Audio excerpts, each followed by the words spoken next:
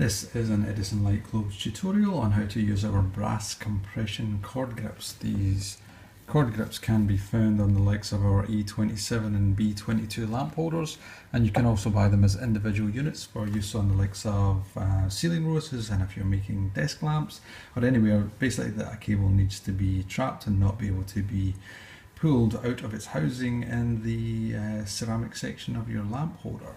Now, the cord grip essentially comes in three parts.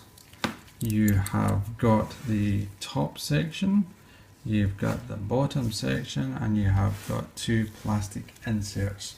Now, we recommend that you use no more than a 7mm diameter cable here. We use fabric braided cable a lot.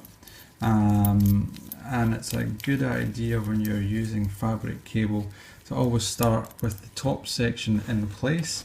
Basically, this is going to stop you having to feed that top section down over a length of cable whilst you're building, because if you're feeding metal over the fabric, you always run the risk of catching on it and fouling, and you don't want to do that, especially on nice fabric coated cable. So once you are ready to tighten it off into place, you want to undo the top section of your cord grip. You can just let that hang somewhere on the cable.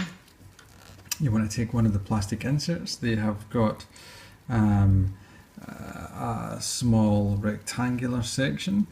You want to feed that rectangular section down into the bottom part of the cord grip and allow the cable to sit down the center channel of the plastic section.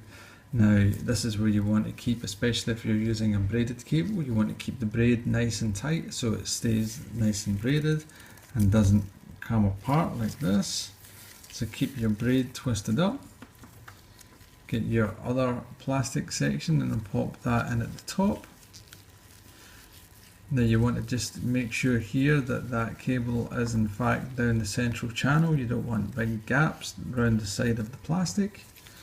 Once that's ready to go, you get your top section of your cord grip and feed that back up and bring it down onto the thread and start to wind it down. Now, you'll find here if it begins to be hard to tighten down, you might find that the cable has slipped out of that channel in the plastic. You can back that off a little bit, move it around, tighten it up and get it back into the channel, which should allow you to tighten that all the way down. And once you've done that, your cable isn't going to pull out and you're ready to go.